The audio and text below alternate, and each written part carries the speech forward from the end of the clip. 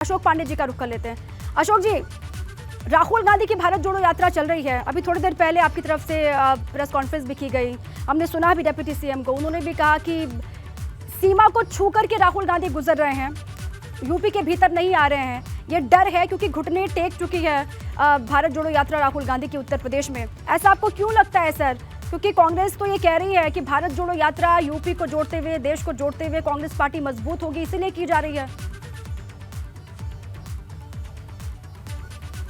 देखिए, आपको बता दें कि भारत जोड़ो यात्रा पे निकले हैं राहुल बाबा। मेरा ये मानना है कि लोकतंत्र में निश्चित तौर पे इस तरह की चीज़ें करनी चाहिए, कर रहे हैं, कोई बात नहीं। लेकिन चूंकि ये वही पार्टी है जिसके नेतृत्व में ही भारत पाकिस्तान का बंटवारा हुआ था धर्म के नाम पर। राहुल गांधी साहब, अगर आपको भारत जोड़ो यात्रा करनी थी, ये बहुत ही कम निवेश पर पैकर्स एंड मूवर्स बिजनेस शुरू करके महीने का 5 लाख कमाते हैं। इनसे सीखना है तो फ्रीडम ऐप को अभी डाउनलोड कीजिए। तो आप इस्लामाबाद से किए होते, हम लोग तो बड़ाई करते।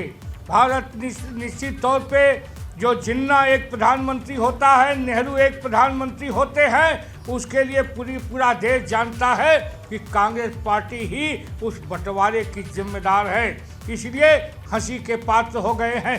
उत्तर प्रदेश में न एमएलए है, न एमएलसी है, खाली हैं। खाली हाथ आए थे, खाली हाथ चले जाएंगे। ये वही लोग हैं जिन्होंने उत्तर प्रदेश में, हिंदुस्तान में आपातकाल लगाने का काम किया था, लोकतंत्र का गला घोटा था, सारे नेताओं को जेल में भेजा था। उन नेताओं में मुलायम यादव, लालू यादव, चौधरी चरण सिंह, तमाम लोग थे। अगर उनके बेटे इनके साथ जाते हैं, जाए कोई बात नहीं।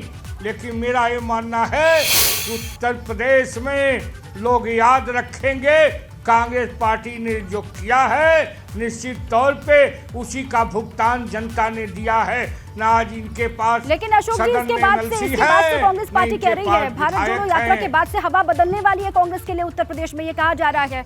इसका रिएक्शन मैं आपसे लूंगी। आशुतोष जी का रुख कर लेते हैं। आशुतोष जी, आपको लगता है कि इसका असर दिखाई देगा? क्योंकि कांग्रेस वाले तो ये कह रहे हैं, जिसको भी सुन लीजिए, कार्यकर्ता को, किसी को भी आप सुनते हैं कांग्रेस पार्टी के, वो कहते हैं कि अब मौसम बदलने वाला है, वक्त बदलेगा। आपको कितना असर दिखाई दे रहा है उत्तर प्रदेश में कांग्रेस की भारत जोड़ो यात्रा का? नाते मैं इस बात की तारीफ करूंगा कि कोई भी राजनीति के लिए जो तीर्थ स्थल होता है वो होता है लोगों के बीच में रहना। और ये प्रशंसा योग्य है कि कोई भी राजनीतिक, खासकर जब वो देश की बड़ी पार्टी का नेता पूरे देश की यात्रा करता है, तो उसका एक राजनीतिक महत्व होता है और उसका एक मतलब होता है। इस देश ने बड़ी बड़ी यात्राएं देखी। माननीय चंद्रशेखर जी की अपनी यात्रा थी, एनटी रामाराव की यात्रा थी, जगनमोहन रेड्डी की, सबकी यात्रा ही राजनीतिक उनको फायदा मिला है। लेकिन उत्तर प्रदेश की जो स्थितियाँ हैं, जो भी हाल के विधानसभा का चुनाव है, उसमें अगर एक पार्टी निकल के सामने आई है जो सबसे मजबूती, तो उसका नाम है समाजवादी पार्टी। 2017 से लेकर 2022 तक खाली एक अकेली पार्टी है जिसके वोट प्रतिशत में 10% से ज्यादा का इजाफा हुआ है, उसका नाम है समाजवादी पार्टी। कांग्रेस के पास 6% वोट थे और 6% से गिर के वो 2% पे आ गए। तो ये स्थिति कांग्रेस को अपने आप में सोचनी चाहिए कि वो क्या करेंगे। जब बूथ स्तर पे अपने बूथ अध्यक्षों को बना पाएंगे, जब अपने संगठनों को खोल पाएंगे, जब अपने कार्यालयों के नए नए कार्यालय बना पाए अपनी ब्लॉक स्तर पे, तब जाके संगठन बनता है। और संगठन बनने के बाद उसके बाद अब चुनाव प्रक्रिया में आते हैं। मुझे लगता है कि पिछले कई सालों से, विगत मुझे लगता है 30-35 सालों से कांग्रेस पार्टी के हालात उत्तर प्रदेश में ठीक नहीं है। तो उसके लिए उनके नेता जो कवायद कर रहे हैं वो बिल्कुल सराहनीय है। लेकिन समाजवादी पार्टी पहले से भी 9 अगस्त 2022 से अगस्त क्रांति दिवस के समय से देश बचाओ देश बनाओ यात्रा कर रही है, जो हमारा युवा संगठन कर रहा है। और लगभग 67 जिलों में ये यात्रा पहुंच चुकी है। तो हमारे नेता लगातार उसके साथ माननीय मुलायम सिंह यादव और समाजवादी पार्टी की नीतियों को घर घर तक पहुंचा रहे हैं। तो हर पार्टी का अपना नियम होता है। 75 जिले हैं यूपी में और सिर्फ 3 जिलों को छूते हुए आगे बढ़ रहे हैं राहुल गांधी। इसका मकसद आपको क्या नजर में आता है? सिर्फ 3 जिले, 130 किलोमीटर की यात्रा? ये सवाल मैंने भी कई लोगों से पूछा कांग्रेस से। जो उनकी तरफ से जो लॉजिकल आंसर मिला वो ये है कि जो कन्याकुमारी से कश्मीर तक की जो रास्ता था, उसमें से यही 3 जिले होकर क्रॉस कर रहे थे और उसके बाद फिर वो आगे देखेंगे उत्तर प्रदेश में क्या है। तो मुझे लगता है ये उनकी स्ट्रेटजी है। वो क्या सोचते हैं उत्तर प्रदेश को लेकिन बहुत ज्यादा इसका फर्क उत्तर प्रदेश की जनता के बीच में आ जाए वो तब तक नहीं होगा जब आप उत्तर प्रदेश के जो है 30 करोड़ की जनता के आसपास आर पार न घूम पाए।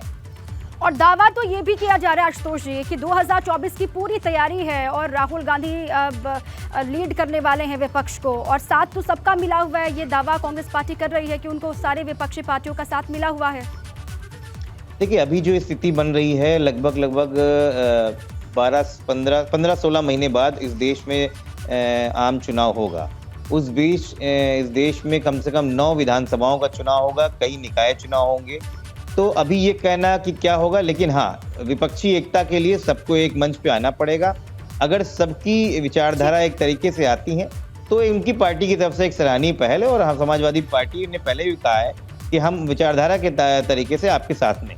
बिल्कुल ठीक है, आप रहे हमारे साथ। ये बहुत ही कम निवेश पर पैकर्स एंड मूवर्स बिजनेस शुरू करके महीने का 5 लाख कमाते हैं। इनसे सीखना है तो फ्रीडम ऐप को अभी डाउनलोड कीजिए।